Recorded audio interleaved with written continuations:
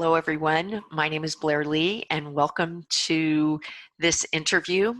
Today, it is my pleasure to talk to my good friend, Samantha Matalone Cook. Sam's going to be talking today about making history matter, and I cannot imagine many topics that are more relevant given what's going on right now in the world. And even the science, coronavirus, or climate change, which both are science issues really within the context of history. More people of color are likely to become ill or die from the coronavirus. And they think that, and the evidence supports that, having some being because of some of the racial injustices. Climate change is more likely to affect people of color in a negatively impact them. And so even the science issues really are relevant in the context of the history of now. And so you feel that I'm just going to read a little bit, and then I'm going to love to get a short bio from you. History is an essential subject, perhaps more important now than ever before. So, Sam, first I want you to tell us a little bit about yourself, and then I want to get right into the heart of that conversation. Well, thanks for that lovely introduction. My name is Samantha Matalone Cook. I'm an author, a maker, an educator. I've been in education for almost 30 years, and I've been a historian for almost as long. I just co-authored a book with Blair Lee on project-based learning, and we also have done a book study around the Harry Potter series.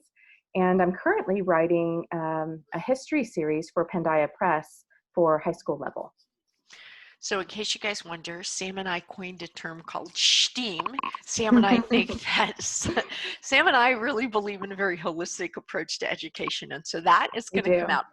So one of the things that we talked about a little bit that people are really interested in hearing more about was intersectionality. So that's a term that is fairly new, and I know from the large Facebook community that I oversee that with an awful lot of help, I took way too much credit there, that a whole group of us oversee, that the term intersectionality isn't always well understood. So I'd really like to start with you explaining to everybody what intersectional history is and why it's important. Right. So intersectionality was actually a term coined in the 90s. Yeah, so it's actually not as new as people think, but I think it's gaining more popularity now. It was coined by a law professor, Kimberly Crenshaw, and it basically explains how systems of privilege and oppression overlap and kind of the complexity of living in those intersections between those overlaps. So when you study intersectional history, what you're really looking at is these organizations and systems that are overlapping and those intersections where social and political discrimination can happen in respect to things like gender and race, class, or sexual identity, and how complicated and the long history behind that. So when you understand and teach history in this way, you start to sort of separate and dismantle, right, the existing oppression that is still relevant today. So it was really interesting. I don't know. So my husband has a master's in international relations, and so we talk a lot about the globalization of definitely a global economy, how the world is becoming smaller. I always think of Jean-Luc Picard, the world that they created with Star Trek. I'm a Trekkie. I love Star Wars too. A fairly progressive TV show. Yes. But so what we can see from these, I was just actually talking to somebody about it today, is that we were talking about it before this, is that George Floyd's family is in front of Congress today in the United States, and yet some of the issues and what happened to George Floyd is it's a global issue, it's a country issue, but it is happening on the within communities. And so some communities do a better job. Looks like most communities in the United States, at least, this is something that they need to look at and address. I saw yesterday that one of the one of the San Francisco, I think, is thinking about not hiring any more police officers that have that have had issues in the past. I mean, like, that should not be thinking about. That should be is not. But how does intersectionality relate in a global world, a world that is increasingly um, when how do they, so when you learn intersectional history where you've got this global component, but a lot of what's really driving history is happening in communities. Right. So, on a global scale, you've got to look at these systems that happened. For example, have you heard of the 1619 Project? Yes, yes. Oh, Right. fantastic. So New So York that's a Times is, beautiful example, right? And the New York Times they of won the how Pulitzer for it. rightfully deserved. And it's looking at this more global scale of this intersection, right, between class and race and the slave trade and how it built our country. And then you have these micro communities where these intersections are happening. So you can actually look at it on every single level, on a community level, on a national level, and on a global level. The police issue that you brought up just a second ago, when you look at actually the history of the police as an institution, right? You have all sorts of intersectionality between class and race and politics, right? And so any history that does not take this into account is limited and exclusionary, because it's not really looking at how all of those things combined affect a person and affect a community. Well, yeah, so it's really interesting right now. The unions, the police unions, are pushing back against some of these the laws and dismantling of police departments, et cetera, that people are discussing. And I find that really interesting because the history of the unions is to fight hard for oppressed people. And so it's really interesting to see how, and how we can sometimes get away from the historical Right. So tenets. where does that oppression and where does that privilege, right? Where do they intersect? Where do they cross? What is affecting whom? Right? It's all super important. And without it, we are only getting a very narrow view of history. So this is perfect lead into the next question that Sam gave me a few questions. We're going to use those, but as you'll see, Sam and I are going off. Of us, just so you know, full disclosure, we've become best friends writing a book together. The two of us really can spend a lot of time talking about these things. We care deeply about these things. With the protests against institutional racism happening right now, so how can studying history connect to social change? Because I'll be honest, I think the learning of history has gained a lot of relevance in the last 5 years, and maybe the fact that we got away from that is part of what has led to this, because the history, people do not know their history. It's absolutely true. And history has been, so first of all, the decline of the teaching of history has had a profound effect on people's ability, not just their education, but their ability to connect and engage with current events.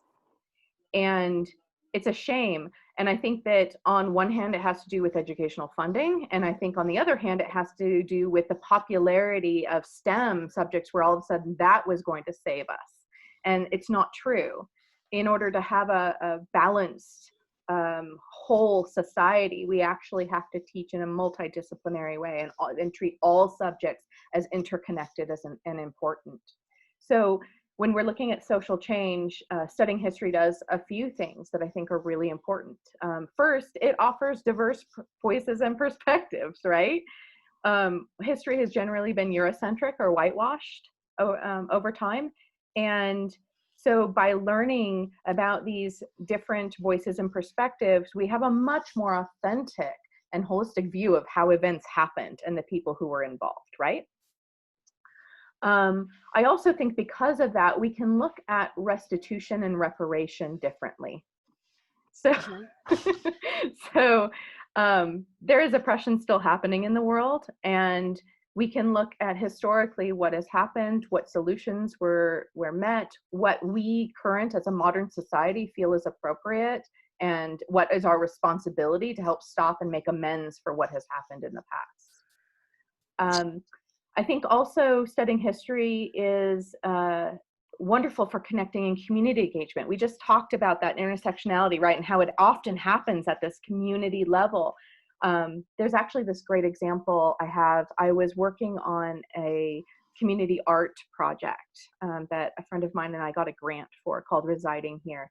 And it was a close look at some residents of the city of Berkeley, and we did portraits, and then we recorded kind of their story of living in Berkeley. And one of the people we interviewed was Carol Davis Kennerly, and she was on the Berkeley City Council. She was vice mayor. She's super active in her community, and she lives in South Berkeley. And South Berkeley is very quickly becoming gentrified. And she had this idea of creating a project where they would build a statue to William Byron Rumford.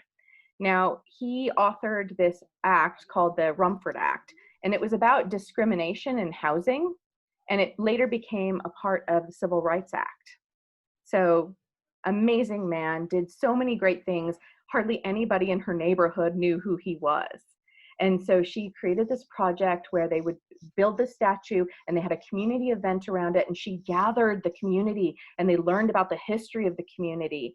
And it made them, it didn't make them, it inspired them to make a commitment to each other and to their neighborhood around the history of their neighborhood and the history of their neighbors.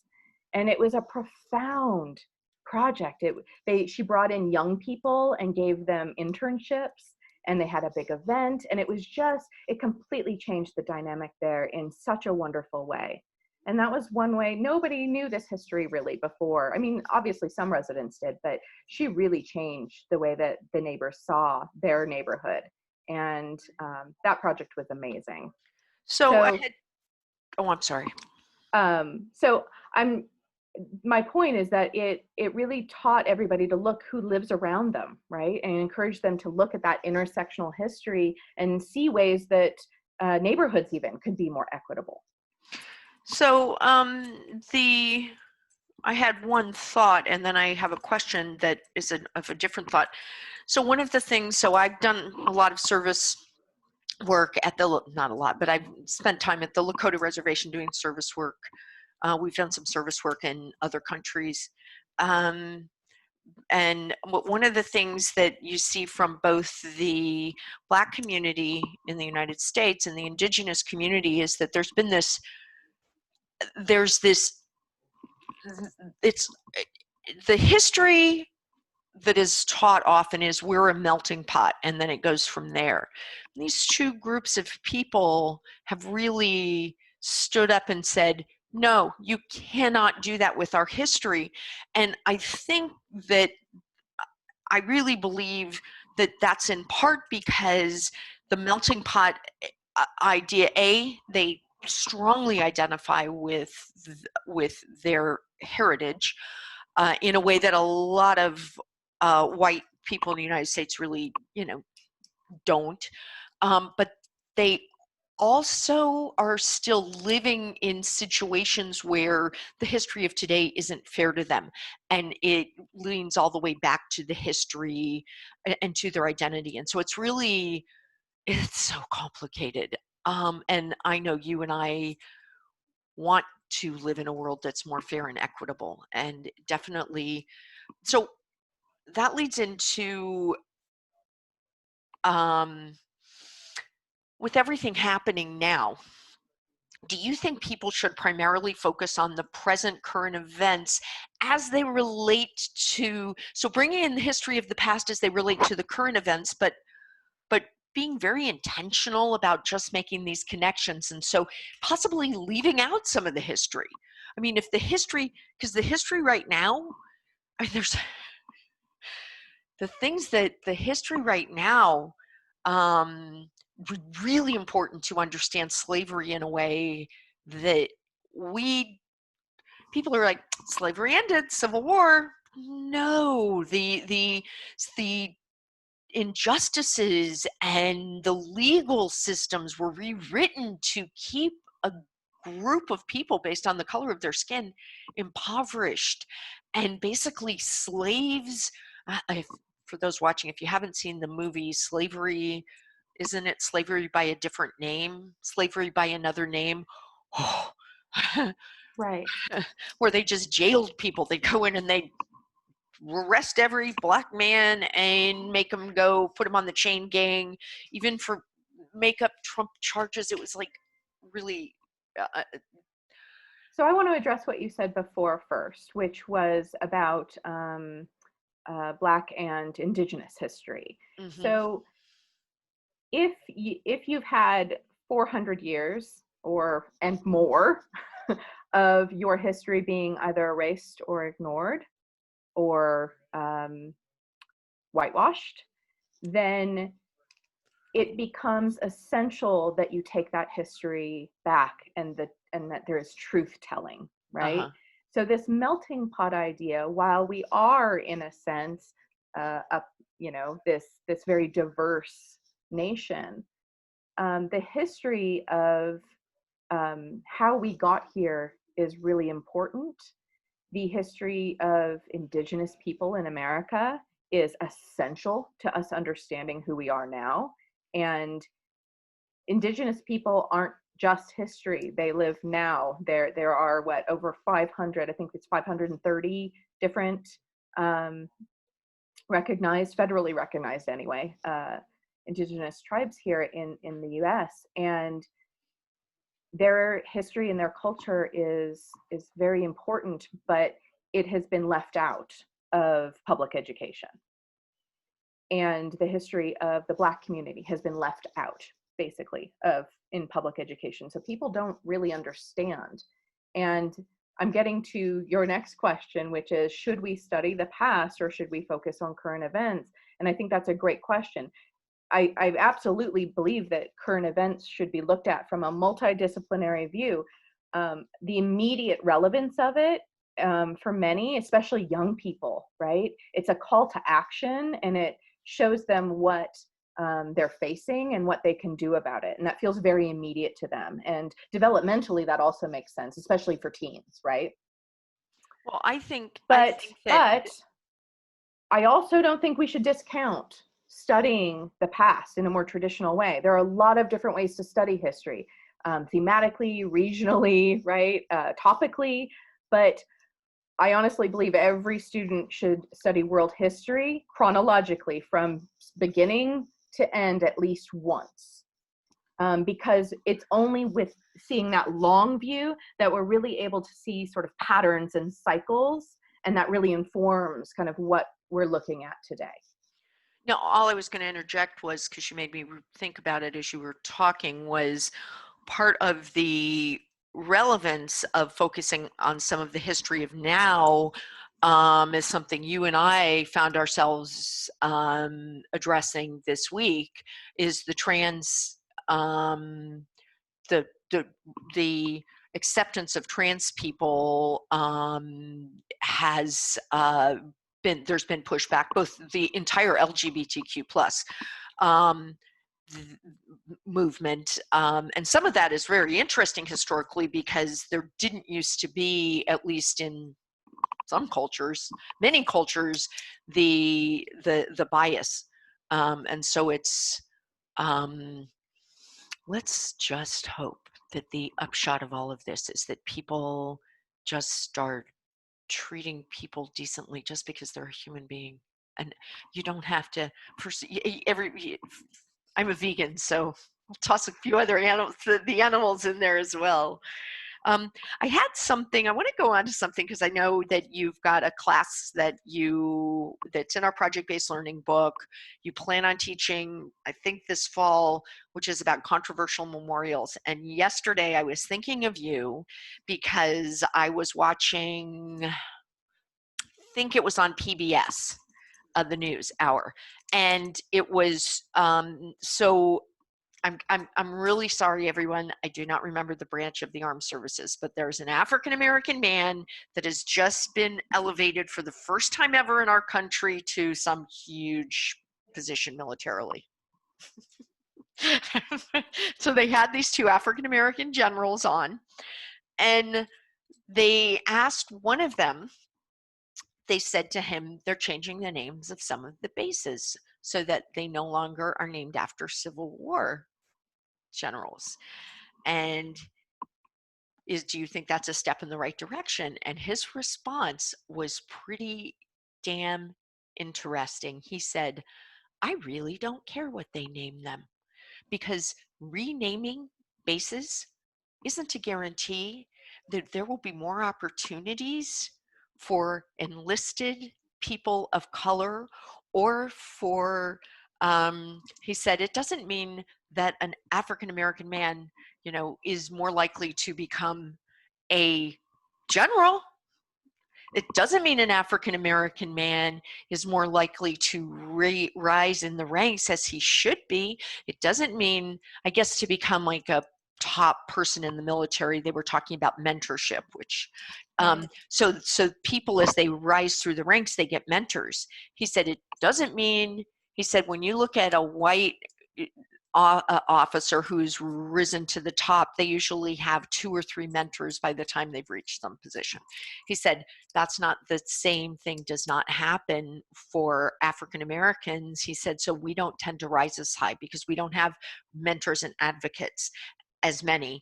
He said, and there seems to be this feeling that you have to look like me to be my mentor or advocate. He said, I'm a general today because of 2 mentors and advocates who were white, and they were 2 of the most wonderful men I'd ever known. And so he said that we need to get away from some of that. He said, but I found it really fascinating because he turned it on its head. So get rid of those, yes, but not if but what's really important is more opportunities. And so he was like calling them out. I didn't know there's this whole series of articles about how hard it is to rise through the ranks if you are a person of color. I had never seen any of those. That's all true. And he's absolutely right. And I still think we should be renaming and taking down memorials. Like, all of that is absolutely true.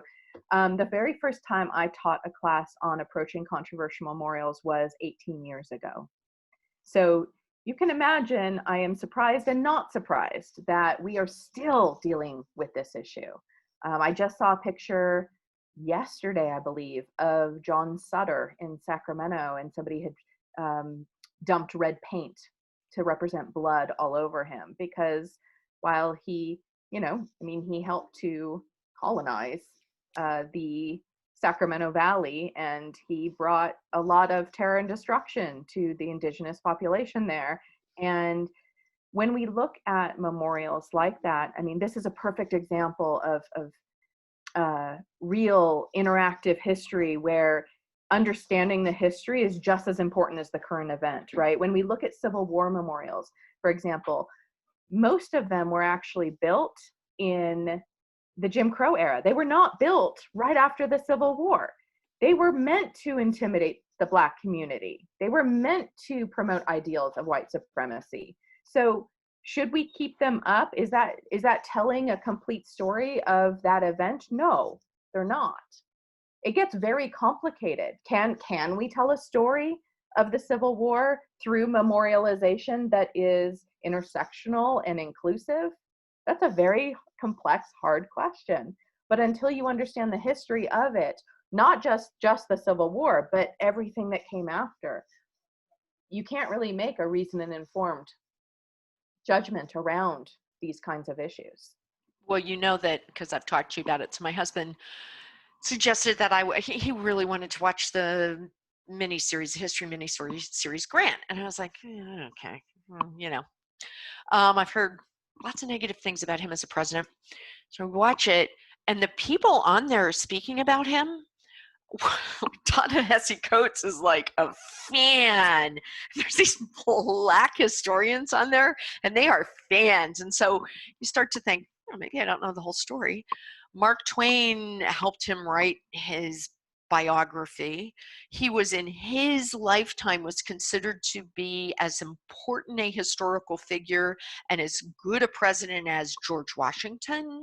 And he was considered to be, and Lincoln, he was considered to be one of the founding fathers of the country, because he was, and you get to the end and you find out that what happened, why don't people know about Grant today? Why isn't he famous? And it was because that after after the generations that remembered him, after that, Southern historians were the ones that started to write the history of the South. Mm-hmm. And they idolized Robert E. Lee. They didn't idolize Grant. And so Grant becomes a corrupt butcher instead of the really powerfully strong abolitionist that he was. And it's kind of Right.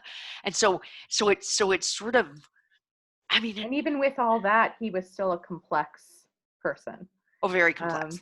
Very Right? complex. But he's portrayed as being this alcoholic boozer, and you start to wonder, you start to realize how misinformation and the Right. And why is that so? Because there are stories missing, right? Mhm, There are mhm. perspectives missing, particularly more diverse perspectives, communities that have generally been left out of the storytelling.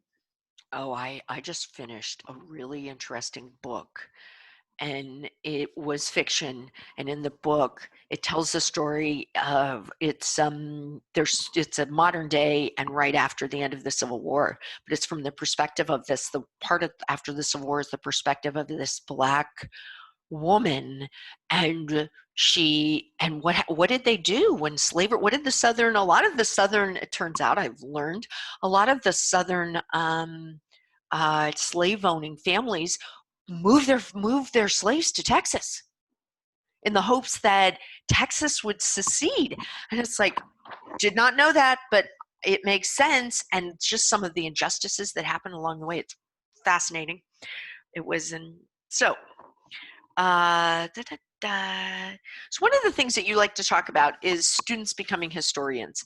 Yes. And we see a lot of people, I have a 20-year-old, who really feels that they have some insight into history, and then sometimes he starts to talk about things. Or I have a son who, during the 2016 election, would come in, and one of my stepsons, and start to tell us history, and my husband would say, where is your source from that, or proof of that?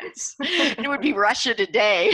So it was like, okay, probably not the best source Not a for credible politics in source. the US. It turned out totally to be true. What so the problem with young people who don't understand the process of peer review and really looking at the sources. So how can young people be history? I mean, I would say that that's something you probably get pushback on from time to time, but I know what your answer, so I agree with you. So don't anybody think I'm disagreeing, but come on, tell everybody what you mean with that. So, first of all, I cannot stress enough how important research skills are, right?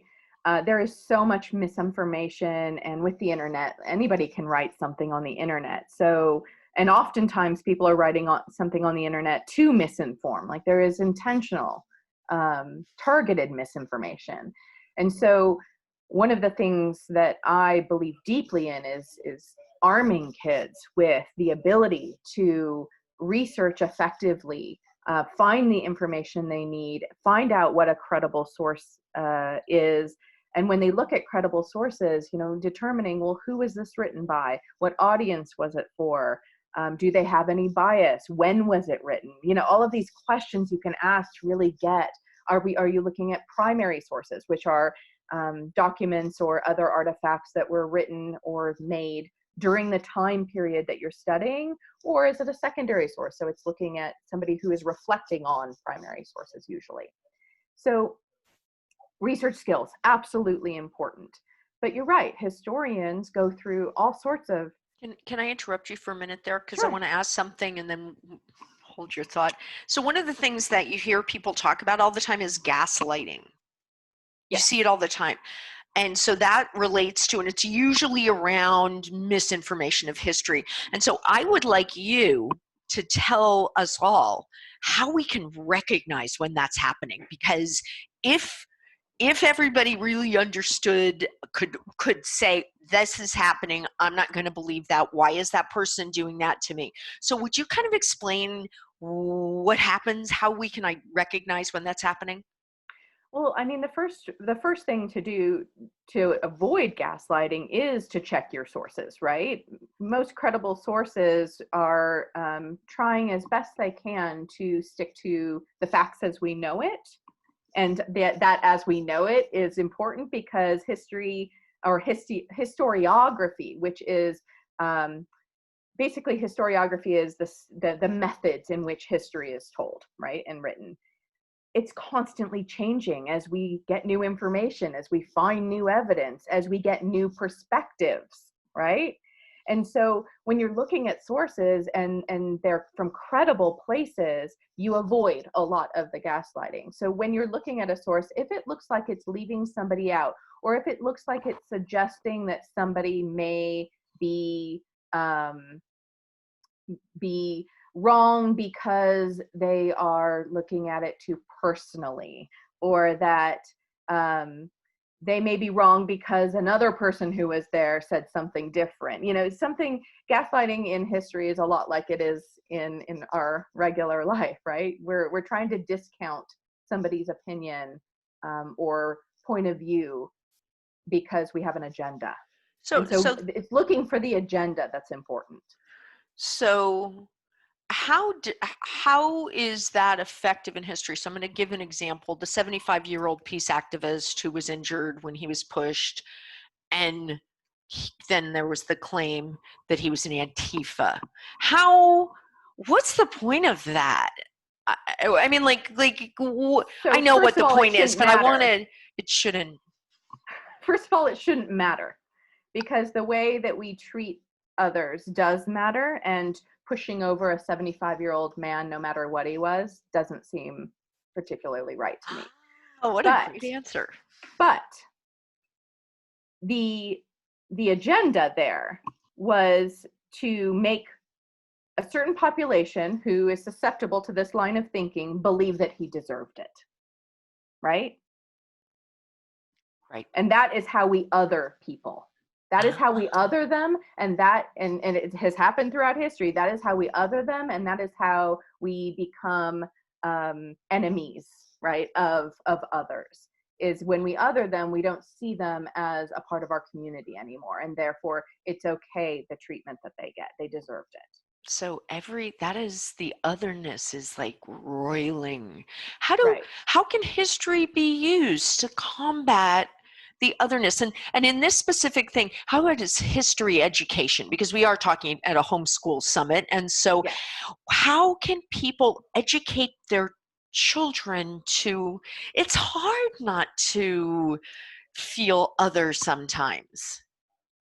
And I don't mean so you and I, so for example, when somebody says that person's a Antifa person, we're like, you're evil. Why would you say that? But by calling them evil, have we just othered them? In a sense, what we need to look at is less, to sort of deflate this othering. We got to look at, well, what is their point of view, and why are they othering, right? Well, usually it comes down to fear. It comes down to what they've been taught. It comes down to the community that they're in. All of these things all add up to the way that people behave. And when we focus and intentionally prioritize education, this othering starts to crumble, because what we start to learn is that our community is actually much more intertwined and much more intersectional than we thought, right? And when we start to see, for example, the history of Antifa, what are they fighting against? When you get down to the core mission, right? You start to understand where they're coming from. You don't necessarily have to agree with their methods, but you do start to understand where they're coming from. When we look on the other side at, let's say, white supremacist groups, we have to look at the history of where those came from, why they still exist, and what is it now. We definitely don't have to agree with their behavior. In fact, we should adamantly oppose their behavior, but how do we dissect and disintegrate these systems? It's not by othering, it's not by necessarily violence, it's understanding and finding ways in which to change the system so that that fear and that misunderstood history and that racism that abounds is slowly, because honestly it has to be, I can't imagine it happening quickly in our country, it's dismantled, right? So let's get back to the question I interrupted. That was really, so how can students being historians help dismantle this? Right. So when students become historians, and what I mean by that is they contribute to historiography, right? They have really good research methods. They start learning about diverse voices and perspectives. They are engaged with their community and they know the history of their community. They use action to help encourage culturally relevant history and even innovation, right? All of those things, they get their work peer reviewed. You mentioned that before. They do. Basically, we're building historians who start to help change the story. And I think that that's really important, that we change the story of our community, that we move it in a new direction. I have such high hope and praise for the generation that's coming up now, Generation Z. I think that they are going to completely change our world, honestly. But there's a bunch of things that studying history in this way, that building historians can do. And the main one is changing the way we look at the past so that we know how to address the future. If we understand all of these different threads, all of this intersectionality in a different way, in a nuanced way, in a more holistic way, then the way in which we respond to current events is going to be completely different. It's going to be less othering and more cooperative and collaborative, right? And this is why I get down to, this is why history matters, is because it's not just about understanding the past. It's that through all of that, we are affecting how our future is going to look. So we just have we should only probably take about 5 more minutes. And so I want to turn this just a little bit. Sure. You have made a compelling case. You really have. I hope so. So so one of the things that I see all the time online are that people agree with you. They're trying to figure out how to do that. Many resources are outdated or intentionally misleading, and it's hard to, the whole situation, I mean, I'm not alone in thinking that President Grant was an ineffective president, and then you actually learn about him and find out he wasn't that ineffective, and he's considered one of the greatest, some of the battles that he was a general of, he's considered absolutely brilliant tactician. And so how I would like you to close with, like, just spend the next little bit talking to us about practical ways that people can do this, possibly resources. And I'd like you to also address how project-based learning can be one of the, you and I are advocates of this in this particular situation. I just don't think there's a better method to attack what you're talking about. But if you'd address sort of that whole bundle I just dropped in your lap. Okay, here we go.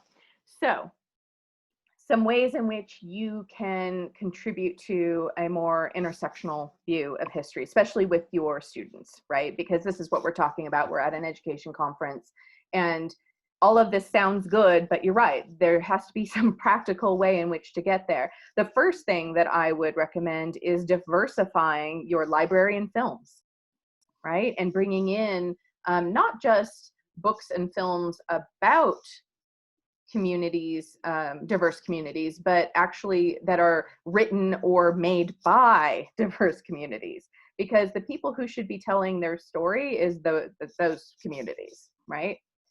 And the second thing that I would recommend is getting out and doing field trips to different places. Obviously I used to work in museums. I'm a big advocate of museums. They have a lot of wonderful exhibitions that you can use, especially around object-based learning. So object-based learning is taking an idea or an artifact and really just studying that one thing. But you'll find that by studying that one thing, you can go a million different directions, and it actually gives you this wonderful education and perspective. Also, looking at the curriculum that you use, right? Is the curriculum that you use diverse in its perspective? Does it have a lot of different resources? Does it tell as inclusive and holistic a story as possible? Does it admit when we don't know something, right? Those things are really important. And then, of course, project-based learning. Obviously, we're huge proponents. We spend a lot of time writing a book on it. But I'd like to point out that the reason why is because we've used it. We've used it really successfully. I personally have used it both in classes and with my own kids. And it is this wonderful methodology where students explore a meaningful or thought-provoking driving problem, question, or challenge. And then they learn and apply this knowledge and skills. And so what does project-based learning do for history? Well, it gives us context, first of all. For example, when you're working on like a modern issue, let's say deforestation, right? Deforestation is really important right now. We need solutions to it, but it is actually not a new problem. It was a problem in the Industrial Revolution, and it was a problem during the Roman Empire, right? And other time periods. So by understanding why it happened then and what they did about it, we can kind of look at, well, did it work? Did it not work? How can we now solve this very modern problem?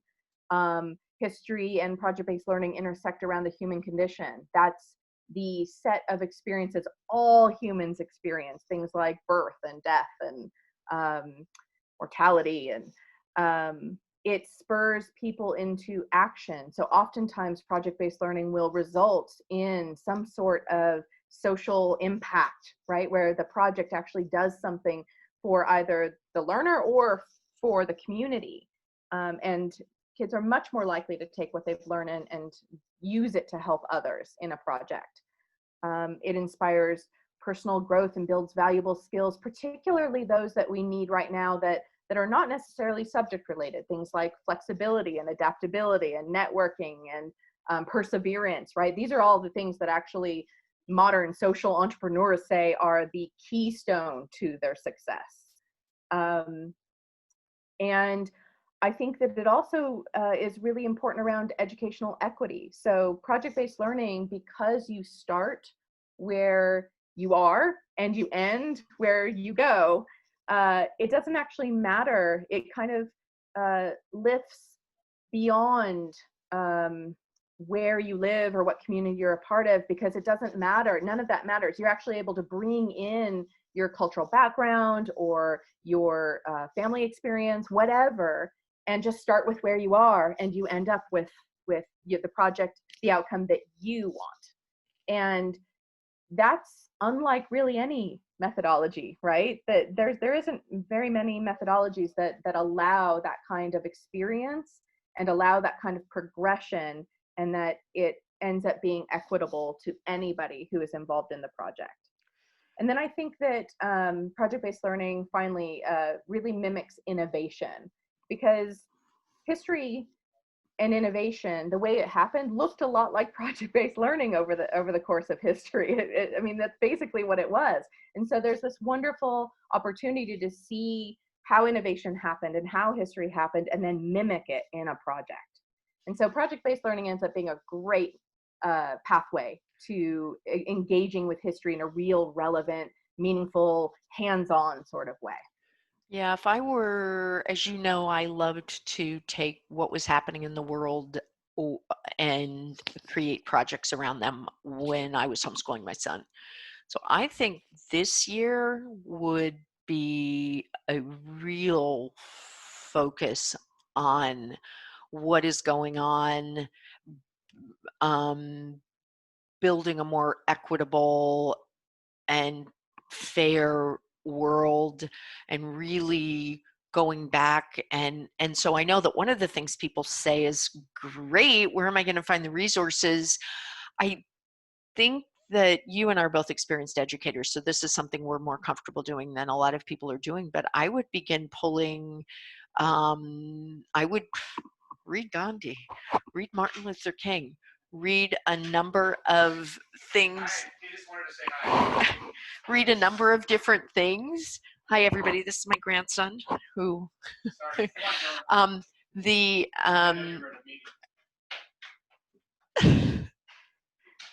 That's all right. That's all right. I get up before anybody else in my family, so nobody knew what was going on. But I would really begin pulling in resources. I think one of the things that people, and creating a project around it, what I want to encourage people to do, now some people, if your kids are going to college, you start to get nervous about the resources. I found it surprisingly refreshing how, if you do a good job on documentation, and you and I write about that, if you do, so if you're thinking about doing something really different, but that is profound, right? If you adequately, this would be my one tip for a practical way, if you adequately document it, write a really good course description, definitely write a syllabus, keep track of and nowadays with your phone you can keep track with pictures for some of the documentation. You can, colleges are really, at least the public colleges and universities Sean applied to on the west coast of the United States, they're very open to those sort of powerfully meaningful classes to take for history and civics. They absolutely are. And for younger students, you can still do amazing, meaningful projects. What I would suggest for any of those age groups, though, is to really start with that driving question, and look at all the different pathways that you could use, right? You would not start with the driving question. You would start with research boot camp. Yes, I probably would. So that they would know. I absolutely would demand research boot camp first, but like, for example, Second. I am teaching, so I am doing 2 projects that I'm teaching online this year. So one will be the Approaching Controversial Memorials, that will be project-based, and then I'll be teaching a spring class on feminism and fairy tales that will be project-based. And then in my own home, because remember, I homeschool. Wait. This summer, you're also teaching 2 classes on. I am teaching on research boot camp. That's right. And then for my own kids, because I homeschooled 3, although my oldest has fledged into college now, so now I'm down to 2. And for my oldest, who's high school age, we're doing 2 projects. One is on we're going to be looking at the election. We're looking at U.S. politics and government this year, and we're going to be doing a project around that.